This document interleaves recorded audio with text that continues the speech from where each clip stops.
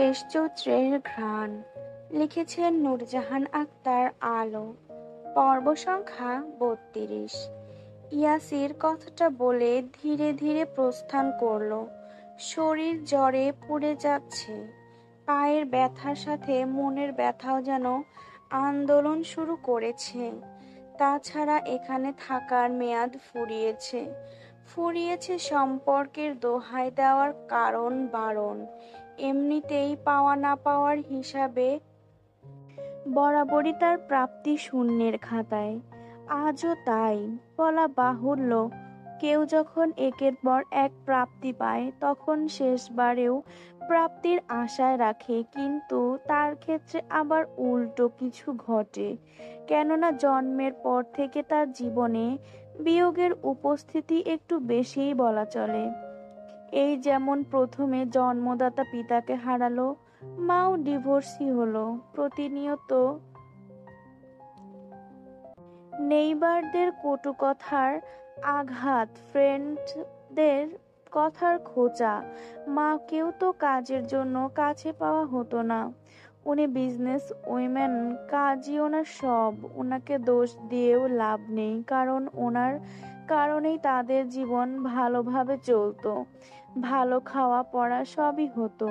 এরপর নতুন বাবার আগমন ঘটল। দিনের পর দিন মায়ের সঙ্গে ওনাকে দেখে মন বিষিয়ে উঠত। যত ভাবত তত যেন ক্ষিপ্ত হয়ে উঠত ওনার প্রতি। অসহ্য লাগতো। এক পর্যায়ে ওনার উপস্থিতি অসহ্যের মাত্রা ছড়ালো।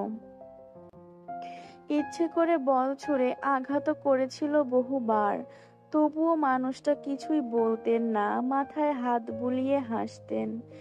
শান্ত হতে বলতেন, হাবিজাবি বোঝাতে চাইতেন। মায়ের কথা ভেবে ওনাকে বাবা নয়, ফ্রেন্ড হিসেবে গ্রহণ করতে বলতেন। আর এটা ওর কাছে ছিল আরো বিরক্তিকর ব্যাপার স্যাপার। এমনও হয়েছে কথায় কথায় আঘাত করার পরও বারবার সখ্যতা গড়তে চেয়েছেন, সেই বরং এড়িয়ে গেছে। কারণ তার কাছে সখ্যতা মানে পিছুটান।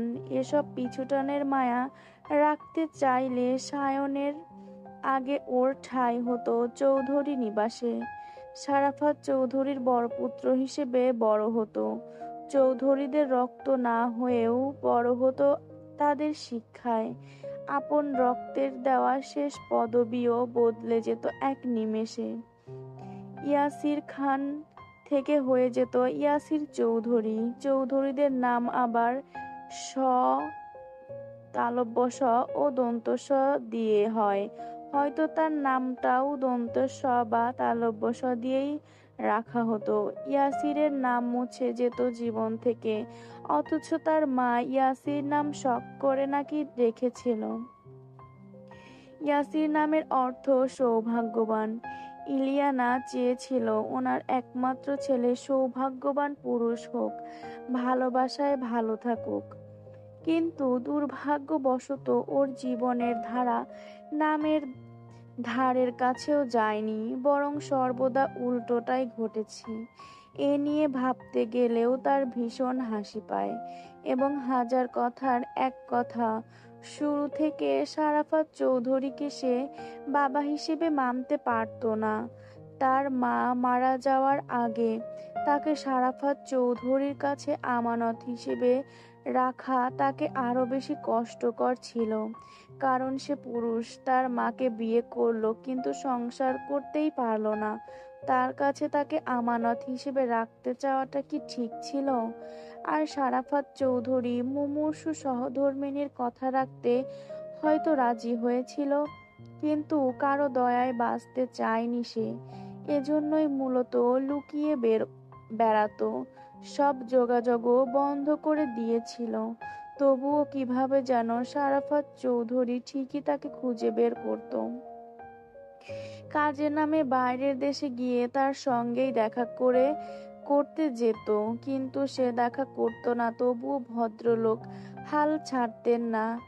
আর ওনার এ কাজে তার রাগের মাত্রা আরো বাড়তো। ইচ্ছে করতো মানুষটাকে মেরে ফেলে ঝামেলা মুক্ত হতে। পরে এমনভাবে গা ঢাকা দিল যে বছরের পর বছর সারাফাত চৌধুরী কোনো খোঁজই পেল না। ততদিনে স্বেচ্ছায় মাফিয়া জগতে পা দিয়েছে। প্রাণের মায়া কোনো কালেই ছিল না তার।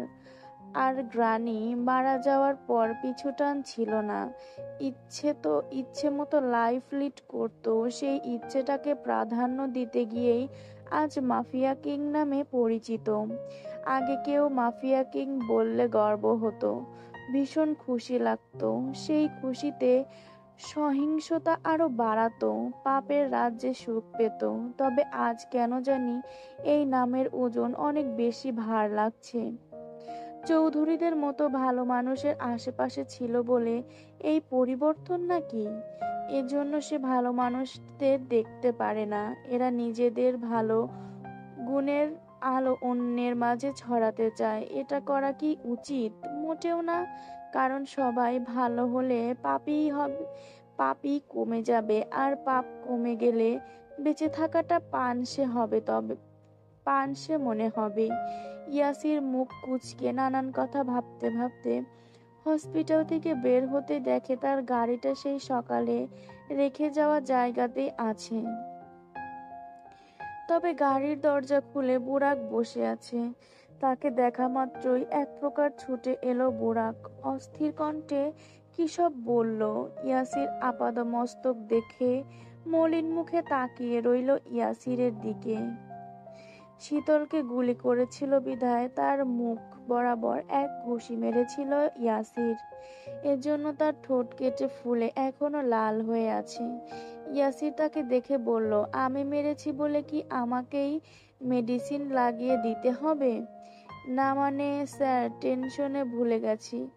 সমস্যা নেই। ইয়াসির কথা বাড়ালো না। গাড়িতে বসে ইশারা করা মাত্রই ড্রাইভার গাড়ি স্টার্ট করলো। বুরাক মুখ কাচুমাচু করে পানির বোতল এগিয়ে দিলে সেও নিল। থেমে থেমে পানি পান করলো। পানি খাওয়ার একটু পর তার চোখ জোড়া আপনা আপনি ভার হয়ে আসতে লাগলো। কষ্ট করেও চোখ টেনে খুলে রাখতে পারছে না। অগত্যা সিটে হেলান দিয়ে চোখ বুজতেই গলার কাছে সূচ ফোটানোর মতো ব্যথা অনুভব করলো। এরপরে কর্ণকুহরে কেউ যেন ফিসফিসিয়ে বলল, আম সরি স্যার, এক্সট্রিমলি সরি। এদিকে ইয়াসিরের কথা শুনে সায়ন শান্ত দৃষ্টিতে তাকিয়ে রইল সিতারার দিকে। মায়ের কান্নায় আজ বলে দিচ্ছে অনেক কিছু। তার বুকের ভেতর জ্বলছে ভীষণ। কষ্টরা হুল ফুটানোর মতো ফুটছে বুক পাজরে, তবুও সে কথা বাড়ালো না। তাছাড়া শীতলের অবস্থার কথাও ভাবা উচিত। বেচারা শুদ্ধও না পারছে কিছু বলতে, না পারছে আপাতত টপিক চেঞ্জ করতে। সে শুধু বারবার শীতলের ঘুমন্ত মুখের দিকে তাকাচ্ছে। পাজি শীতলটা মেডিসিনের প্রভাবে এ পরিস্থিতিতে বেঘোরে ঘুমাচ্ছে। সে শুদ্ধকে জেদ করে বিয়ে করার পরই যেন তার পৃথিবী সুখে ভরে গেছে। আর কিছু লাগবে না তার, সে সুখী। আর সেই সুখ নৃত্য করতে করতে তার চোখে ঘুম হয়ে ধরা দিয়েছে। মেয়েটা অনেক ধকল সহ্য করেছে, এখন ঘুমাচ্ছে। ঘুমাক, হিসাবের খাতাটা পরেও খোলা যাবে। এ কথা ভেবে সে কান্নারত মায়ের দিকে তাকিয়ে শুধু মলিন হাসল। সিতারা ছেলের হাতে পাগলের মতো চুমু খেলো, তবে মুখে কিছু বলতে পারল না। সায়নও আগ বাড়িয়ে জিজ্ঞাসা না করে পা বাড়াতে যাবে, তখনই গম্ভীর কণ্ঠস্বর কর্ণকুহরে এসে পৌঁছালো।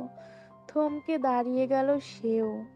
সারাফাত চৌধুরী তখন গম্ভীর কণ্ঠে বললেন, ছোট্ট বাচ্চা যখন ছিল একটু একটু করে বড় করেছি, এ বুকে আগলে রেখেছি, আঙুল ধরে হাঁটতে শিখিয়েছি, যখন যা প্রয়োজন নিজে সেটা এনে দিয়েছি। ভুল করলে যেমন শাসন করেছি তেমন ভালোবাসতেও কমতি রাখিনি। দুই কানে যখন শুনেছি কাউকে পছন্দ করে, তখন বাবা হয়ে ছেলের বিয়ে দেওয়ার দায়িত্বও আমি পালন করব। এখন কে কার থেকে কি শুনে আমাকে বাবা ভাবলো কি ভাবলো না তা দেখার সময় নেই। এতদিন কাউকে আমার ছেলে বলে পরিচয় দিয়েছি, মরার আগ অবধি সেই পরিচয় বহন করতে হবে তাকে। এটাই আমার আদেশ। আর কেউ যদি আমার শাসনকে অবহেলা ভেবে থাকে তাহলে বলবো ভুল সে। আমি সারাফাত চৌধুরী জেনে বুঝে কখনো অন্যায় করিনি, কারো হক মারিনি। আমি আমার ছেলেদের আমি আমার ছেলেদেরও আমার শিক্ষাই দিয়েছি, আর নীতিতে তাদের বড় করেছি। সীতারা তাকে বলে দাও রং ঢং না করে যেন সোজা বাড়িতে যায়, আমাদের সাথেই যেন যায়। এইটুকু বলে তিনি থামলেন। তারপর শুদ্ধের দিকে একবার তাকিয়ে চোখ ফিরিয়ে পুনরায় বললেন, শীতল সুস্থ হলেই 2 জোড়া বিয়ের অনুষ্ঠান সেরে ফেলবো।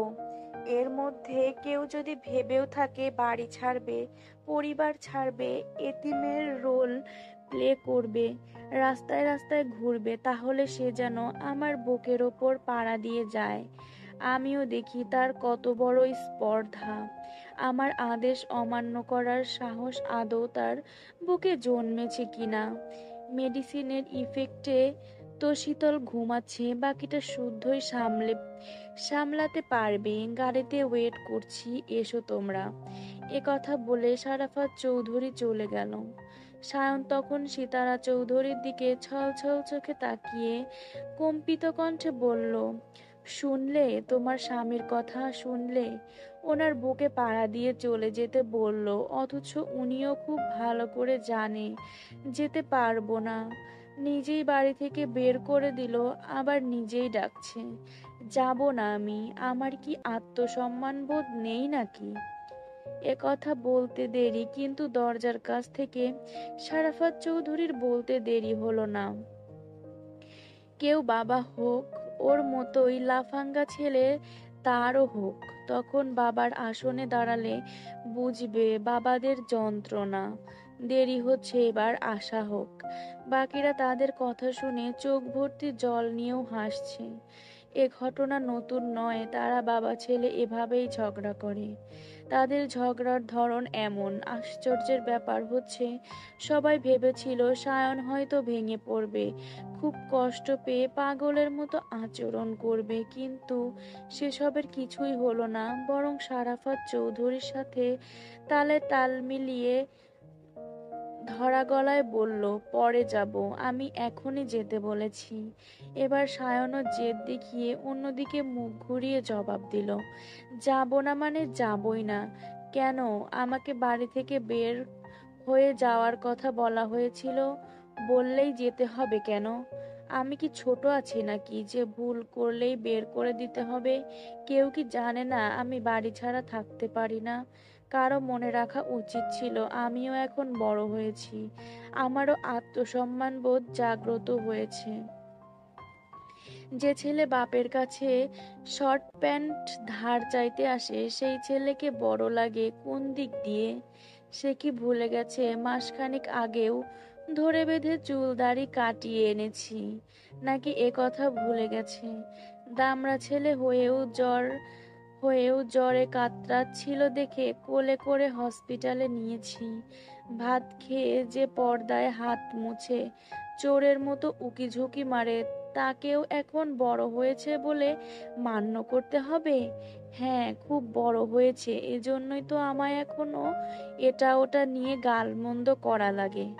এ কথা শুনে সায়ন মুখ ভোঁতা করে তাকিয়ে রইল দরজার দিকে। সবার সামনে এ কথা বলা কি উচিত হলো? এরপর আর কিছু বলল না সায়ন। সিতারার কাঁধ জড়িয়ে গম্ভীর মুখে বেরিয়ে এলো কেবিন থেকে। তাকে আসতে দেখে সারাফাত চৌধুরী গটগট করে হেঁটে গেলেন পার্কিং লটে। বাকিরাও শুদ্ধর থেকে বিদায় নিয়ে গাড়িতে গিয়ে বসলো। স্বর্ণকে এখানে দেখে সারাফাত চৌধুরী ভ্রু কুঁচকালেও কিছু বললেন না, নয়তো পাগল আবারও খেপতে পারে। ওনারা গেলে শুদ্ধকে একটু বিশ্রাম নিতে বলে অর্করাও কাজীকে পৌঁছে দেওয়ার নাম করে বেরিয়ে এলো। হঠাৎ দ্রুত পায়ে সায়ন পুনরায় কেবিনে ঢুকলো। শুদ্ধ তখনও দরজার দিকে তাকিয়েছিল। কেন জানি মন বলছিল সায়ন আসবে তার ভাবনা প্রমাণিত করে। সত্যি সায়ন এলো, জড়িয়ে ধরলো ভাইকে। তারপর ফিস ফিস করে বলল, ভাগ্যিস মেজর সাহেব আমাদের আগে জানিয়েছিল, নয়তো আজকে নিজেকে সামলানো কঠিন হয়ে যেত। মানুষ বলে শত্রু খারাপ, আসলে শত্রু না থাকলে কঠিন সত্য সহজে জানা যায় না। তাছাড়া জানা সত্য তিতা হলেও গ্রহণ করতে কষ্ট কমই লাগে। আমি ঠিক আছি ভাই, এবার রেস্ট কর। বোন দিয়েছে যত্নের কম বোন দিয়েছি, যত্নের কমতি যেন না হয়। এ কথা বলে সায়ন শুদ্ধকে ছাড়তে গেলে শুদ্ধ শক্ত করে জড়িয়ে ধরল ভাইকে।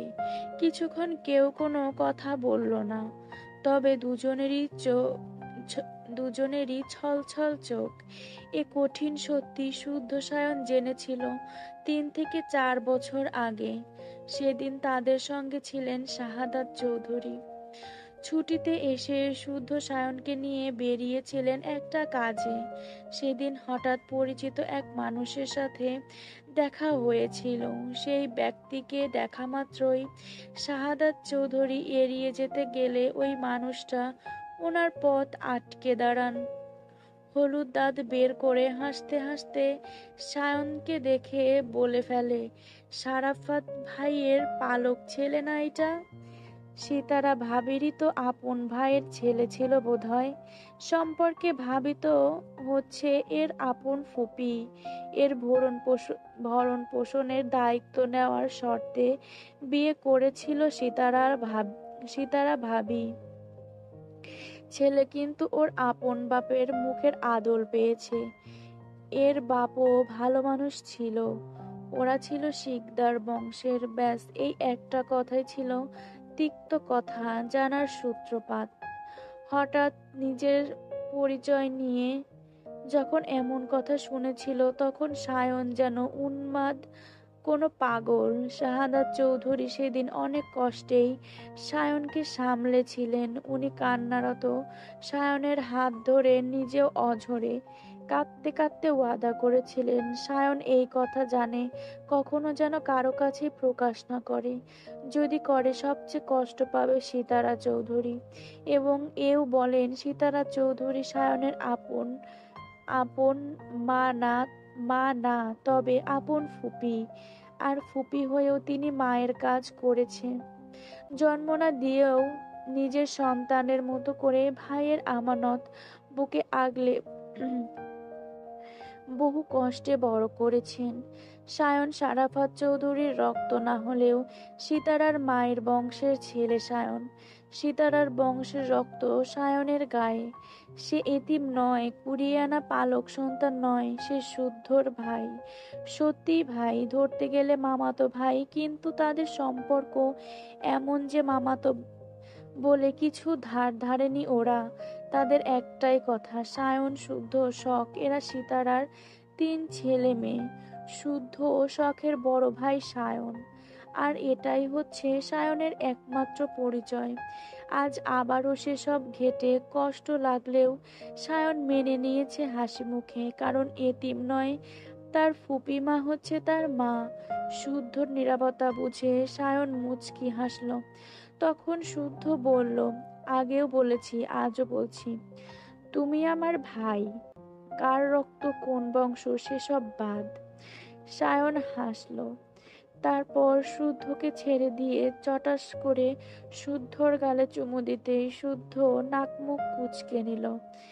তা দেখে সায়ন হো হো করে হাসতে লাগলো। শুদ্ধ এটা মোটেও পছন্দ না দেখে সায়ন আরো বেশি করে একটু রাগিয়ে দেয়। তবে আজ শুদ্ধ রাগ দেখালো না, মৃদু হাসলো।